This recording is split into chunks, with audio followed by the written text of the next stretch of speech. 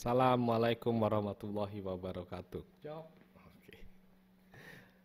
Oke, pada kesempatan kali ini saya akan mengulas kembali bagaimana caranya melakukan migrasi website dari server lama ke server baru.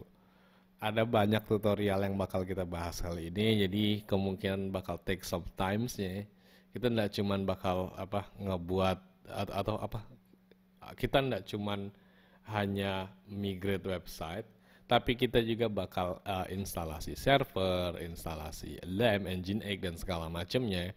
Tapi untuk instalasi itu kita nggak bakal pakai cara konvensional, kita bakal pakai uh, service namanya runcloud ini. Nah, di posisi ini saya udah ada website namanya testwp.masithing.dev. Ini sebenarnya website biasa, jadi kayak nggak ada apa-apa, nggak ada em, ada yang perlu di sekedar kosongan WordPress yang ya, jadi di sini kita bakal migrasi ini dari server dengan IP 128.24 ini 244 ke server baru nantinya kita bakal buat. Oke. Yang pertama kita bakal coba untuk lakukan instalasi plugin dulu nih. Kita mau tahu kalau misalnya nanti ketika kita pindahin ini harapannya plugin ini juga bakal ada walaupun ya kita ndak aktifin atau segala macamnya. Kita install aja dulu sembarangan gitu. Oke, ini bakal take some time, mungkin ini bakal tak skip. Oke, nampaknya ini udah semua diinstal. Oh ya, satu lagi, oke, udah selesai.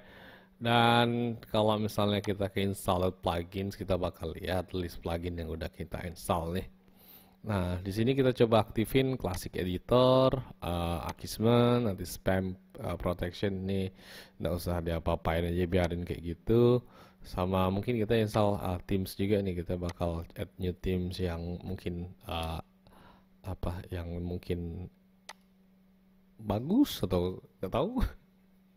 Tapi ya ini kita install dulu, udah installed, jadi kita ada ada themes juga namanya Hello Elementor yang baru kita install. Jadi kayak kita buka sekarang ini defaultnya WordPress sekarang, jadi udah beda betul. Terus ketika kita aktifin ini dia ada suruh untuk install Elementor, tapi kita nggak usah. Nah, kita di sini ada Hello World. Hello World-nya ini kita bakal ubah dulu. Jadi nggak cuman Themes plugins, kita juga bakal coba edit Hello World ini. Di posisi ini kita bakal doing pakai Lipsum aja, lorem ipsum tepatnya. Kita bakal ganti Hello World dengan lorem ipsum kayak gitu. Nah, ini saya ganti juga biar kelihatan agak oke. Oke. Kita update. Kalau misalnya kita buka di sini harusnya lorem ipsum kayak gini, bener. Nah, terus satu lagi biar kelihatan signifikan betul, kita bakal tambahin add media di sini. Media kita bakal taruh gambar aja, entah gambar apa di sini kita nggak tahu. Kita masukin aja di dalam post ini nanti. Oke, misalnya Tobangado ini. Saya insert the post. Standar lorem ipsum kayak gini, bla bla bla. Setelah kita refresh nggak ada apa-apa, tapi di singlenya kita ada image Tobangado ini. Oke, kita udah siap untuk lakukan migrasi. Sekarang kita bakal beralih ke DigitalOcean. Kita bakal nge-create satu server di sini. Kita ambil regionnya Singapura. Untuk OS-nya kita pilih yang 20.04 LTS, yang standar aja, yang latest, yang ya masih banyak disupport untuk aplikasi-aplikasi kecil kayak ini. Oke, habis itu kita authentication-nya bakal menggunakan SSH, jadi kita nggak bakal pakai password ini karena password kayaknya mudah leak bagi sebagian orang, jadi SSH nampaknya lebih oke. Terus ini nggak usah, ini kita namain client migration kayak gitu. $6, oke, create. Oke, kita udah selesai untuk create droplets dan ini udah aktif. Langkah selanjutnya kita bakal migrasi nih. Cuman di sini saya bakal jelasin ada dua metode yang bisa kamu terapin untuk melakukan migrasi website dari server lama ke server baru. Yang pertama itu via command line itu yang kita bakal lakuin manual nanti, dan cara ini sebenarnya terlepas dari kamu pakai tool apa dan segala macam, itu nggak ada batasannya. Yang satu lagi kita bakal akses semuanya, transfer data dan migrasi websitenya pakai Runcloud ini. Jadi sebenarnya di Runcloud sendiri itu udah ada fitur untuk transfer website dari server yang lama ke server yang baru, atau istilah katanya itu kayak duplicate website, plug bener-bener sama gitu. Ya itu sebenarnya fitur, dan kalau misalnya bicara soal fitur nampaknya bakal terlalu mudah dan kadang harus spend money lebih untuk pakai fitur itu. Tapi ya di yang pertama tadi karena kita udah buat, mari kita buka command line kita. Di sini saya pakai terminal namanya Termius ini. Jadi Termius ini sebenarnya itu tools untuk nge-manage nge-manage server juga tuh. Nah, misalnya di sini kita udah copy IP address-nya jadi 159.223.52.190. Kita taruh di sini. Ini sebenarnya website server yang kemarin, cuma tak ganti aja. Terus username-nya root, terus passwordnya kita kosongin, terus kita tambahin key sesuai key yang sudah kita masukin tadi waktu instalasi Droplet. Kalau sudah, kita klik 2 kali di situ, add and continue. Harusnya kita bakal dapat something like this. Oke. Udah selesai. Kalau udah selesai, kita bakal sediakan satu space lagi di sini. Terus kita bakal buka second Windows. Second Windows ini untuk server yang lama nih. Server yang lama kita pakai Bawik staging ini. Jadi 244 belakangnya udah oke. Nah, sebelumnya kita balik lagi dulu nih ke sini. Kita bakal lihat dia ada di mana sih. Kalau misalnya di sini dia ada di test migration. Berarti kita bakal mengarahkan user Runcloud kita itu ke kita bakal mengarahkan ke web apps karena kita udah authenticate as Runcloud. Jadi kita nggak perlu ke halaman home/Runcloud, kita langsung ke web apps/test migration. Jadi di sini kita tinggal cd web apps terus test migration. Nah, kalau misalnya kita ls-el, kita bakal ngelihat semua directory atau files yang ada untuk menunjang website WordPress ini berjalan. Terus lebih dalam lagi kita bakal pindah ke wp content/plugins untuk ngecek plugin apa aja yang udah kita install sebelumnya dan sesuai pastinya. Terus selain itu di sini ada juga folder themes. Folder themes ini yang udah kita install tadi, ada Hello Elementor di sini. Habis itu kita bakal cek lagi yang kita upload tadi. Kita ada di 2023, terus di 05. Nah, di sini. Jadi ini sebenarnya bukan duplicate. Jadi ada banyak files yang bakal di-generate sama WordPress ketika itu adalah image. Ini sebenarnya merupakan generation untuk WordPress itu sendiri. Ketika dia mau nge-serve thumbnail, dia bakal pakai yang 300x300, atau dia bakal nge-serve yang large image, dia pakai yang 2048 atau 1024 sesuai dengan selera dari mobile device atau device dari pengguna yang ngebuka itu. Dan satu lagi, ini ada yang aslinya. Jadi tanpa ada resolusi text after name dari gambar itu. Oke, cukup. Habis itu sebelum kita lanjut lebih dalam, kita bakal lakuin migrasi database dulu tuh. Nah, untuk migrasi database-nya ini agak sedikit panjang query-nya. Nah, ini query yang malam tadi saya buat, tapi oke, skip ya. Karena sedikit panjang query-nya, jadi saya udah buka VS Code saya untuk nge-store data temporary nantinya. Oke, yang bakal kita lakuin pertama adalah mengetahui kredensial dari database-nya dulu tuh. Kita bakal buka wp-config.php di sini. Kalau misalnya kalian lihat di sini ada define db name, db user, sama db password. Nah, ini adalah kredensial database dari website kita nih. Nah, kita tinggal perlu copy ini aja, terus pindahin ke VS Code kita. Ya temporary saving doang sih, nggak bakal dipakein, bener-bener dipakein. Oke, setelah itu kita bakal ngetikin perintah untuk ngedump database-nya. Perintahnya apa? Dia MySQL dump, terus diikuti dengan parameter min_u, terus diikuti dengan username dari database-nya, which is test migration 168450 dan segala macamnya itu. Terus kita bakal ngasih parameter flag P untuk ngeprompt password after kamu ngehit perintah ini, diikuti dengan nama database-nya, test migration ini sama dengan username. Terus kita gunakan panah ke kanan untuk nandain kalau misalnya kita mau export data test migration ini ke dalam file namanya dump.sql kayak gini. Nah, ini bisa kalian copy. Setelah kalian copy, setelah kalian copy di sini kalian tutup aja, Ctrl X. Habis itu di sini tinggal kalian paste aja. Jadi Ctrl Shift V. Terus lihat lagi kalau misalnya komennya udah bener apa belum. Di sini nampaknya udah bener, jadi kita tinggal hit enter. Nah, karena kita pakai flag min P tadi, jadi dia bakal mintain password dari username username database itu. Nah, di sini username-nya kita copy, terus kita pindah sini, terus paste. Oke, nampaknya ada yang salah. Saya kayaknya enggak nge-copy penuh. Jadi saya paste lagi di sini, enter. Oke. Kalau misalnya datanya sedikit, dia bakal cepet kayak ini. Tapi kalau misalnya datanya sampai ratusan mega atau 1 giga atau segala macamnya, lebih dari 100 mega, dia bakal takes time, jadi agak sedikit lama untuk melakukan export database-nya. Jadi mohon patient aja sampai dia benar-benar muncul yang kayak gini. Jadi kayak misalnya udah kayak gini, kalau misalnya kita ls-el lagi, kita bakal melihat ada file baru namanya dump.sql. Nah, di posisi ini kita udah berhasil untuk ngedump database-nya.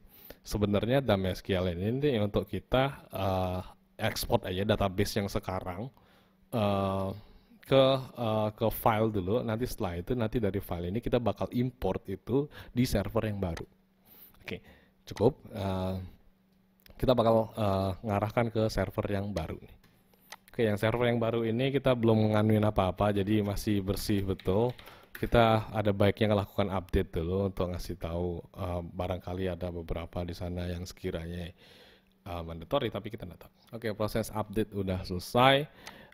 Sekarang kita bakal ngebuat directory baru. Ini saya clear dulu. Di sini kalau misalnya kalian lihat ada folder namanya yang kelihatan itu snap. Jadi kalau misalnya ada titik segala macam di depan nama foldernya atau nama filenya, itu berarti hidden file. Jadi kita nggak bisa ngakses itu. Mungkin bisa kita akses, cuman kayak itu nggak boleh kelihatan secara publik kayak gitu. Oke, di sini untuk memerintah untuk membuat directory baru, kita tulis mkdir diikuti dengan nama foldernya. Misalnya kita namain sama nih atau beda aja, application gitu. Applications. Kalau kita ls lagi, sesuai dengan yang saya bilang tadi, jadi kayak misalnya ls itu tuh bakal munculin ini folder yang public yang bisa dilihat doang tanpa ada trailing slash di depan nih. Dan ya, penjelasan lebih lanjut mungkin kalian bisa pelajari sendiri nanti. Oke, habis itu kita bakal pindah di masuk ke folder application dengan perintah cd. Kita lihat lagi. Jadi di dalam folder application itu masih kosong, betul. Jadi kita bisa main di sini. Terus untuk perintah migrasinya kita ketikkan rsync min avz, terus diikuti dengan username dari server lamanya. Misalnya di sini saya taruh runload, add diikuti dengan nama IP diikuti dengan IP address dari server lama tersebut. Nah, karena kita tidak mau lama-lama nih, anggap aja gitu.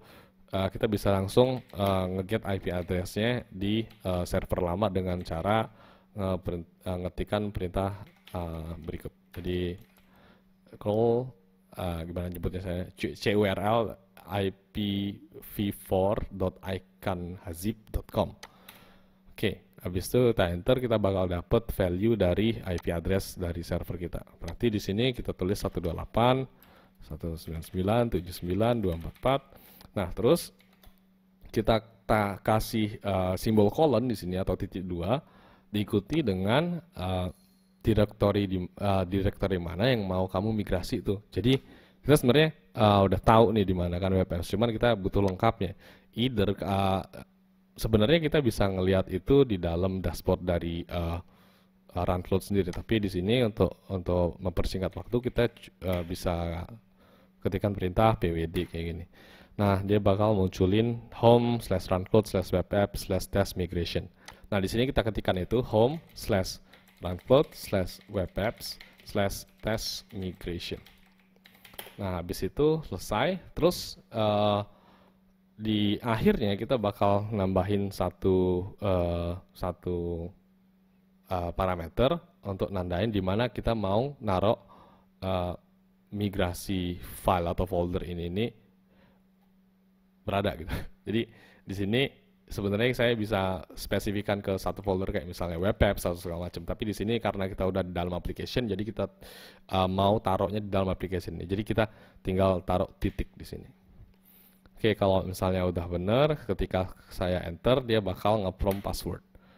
Oke, ini fingerprint dulu di awalnya. Jadi kayak ini masih baru server ini masih unknown host dari server ini. Jadi yes aja. Nah, baru passwordnya ini sebenarnya kalian bisa ngeset sendiri nanti yang tadi Runload atau di command line sendiri, command line kayak kalian sendiri. Nanti cari tahu aja gimana caranya ngubah passwordnya. Di kasus ini saya udah tahu passwordnya, jadi saya enter aja. Ketika saya enter, dia bakal jalani migrasi kayak gini. Kalau misalnya kayak gini, kita udah dalam prosesi migrasi. Nah, ini juga sebenarnya bergantung dari berapa banyak jumlah file migrate file yang ada di dalam website kalian. Jadi kayak misalnya ada banyak sampai bergiga-giga atau ya bergiga-giga kayak gitu, dia bakal take some times dan sedikit agak lama. Tapi kalian bisa mantau progresnya dengan lihat ini tadi itu. Ini bakal terus tetap berjalan kalau misalnya proses migrasi itu tidak terinterrupt kayak gitu. Kalau misalnya sudah, kita bisa L lagi, kita bakal lihat di sini udah ada folder atau directory dengan nama test migration yang sesuai dengan server yang lama kita. Jadi kita tes migration di sini. Nah, kalau misalnya kita ls-l, kita bakal lihat ada dump SQL di sini. Sebenarnya cara yang paling gampang untuk mengetahui folder atau file atau segala macamnya itu tuh identik dengan server yang lama, kita bisa ngelihat dari file size-nya nih. Ini ada 1.135.47.3. Ini sama juga, berarti kita udah tahu kalau ada dump SQL kita atau dump database kita itu udah sama dan bisa dibilang ini nggak korup datanya. Jadi bisa nanti kemudian bisa import lagi ke dalam server yang baru ini nanti ya. Oke, habis itu udah, karena kita belum install apa-apa di sini, nampaknya kita bakal skip dulu. Tapi untuk secara keseluruhannya, ketika kalian udah katakanlah install Nginx atau LAMP atau segala macam, kalian tinggal lakuin import ini aja melalui command line juga atau melalui kalian download terus melalui phpMyAdmin, itu bisa juga. Oke, langkah selanjutnya kita bakal bergerak melalui Runload nih. Jadi kita bakal hapus aplikasi ini. rmnrf application. Kita bakal hapus ini dan kita bakal install server ini, aplikasi atau services dari Runload sendiri. Oke, untuk itu kita bakal balik ke dashboard Runload. Saya klik connect server, tadi dia bakal diarahkan ke sini. Saya klik DigitalOcean karena dia vendor atau providernya DigitalOcean. Klik connect via IP address karena di sini saya tidak pakai password dan segala macamnya, saya tidak pakai deploy server automatically. Di sini saya pilih yang native aja, saya tidak mau open light speed nih, kayaknya masih prematur bener untuk Runload, jadi banyak error di sini. Terus di sini katakanlah saya buat namanya test line. Saya tinggal copy aja IP addressnya dari DigitalOcean ya, dashboard nih, paste di field IP address di Runload. Terus klik continue. Nah di sini dia bakal minta password dari root. Tapi karena kita waktu install server itu tidak pakai password, pakai SSH. Jadi kita nggak bisa lakuin ini. Yang bisa kita lakuin adalah manual installation ini. Nah, karena ini ada 3 step nih. Yang pertama itu login, kita udah login tadi. Yang kedua, copy script below and paste in your terminal. Jadi kita copy ini, habis itu kita go di terminal yang server baru. Ini saya itu dulu. Nah, habis itu kalian tinggal jalani paste aja perintah tadi itu. Jadi di perintah ini kalian tinggal copy, habis itu paste di sini, entah mau dimanapun kalian paste ya, habis itu klik enter. Ini bakal take some time, approx 30 menit, dan kemungkinan bakal agak spend banyak waktu di sini, tapi ini bakal saya potong nanti.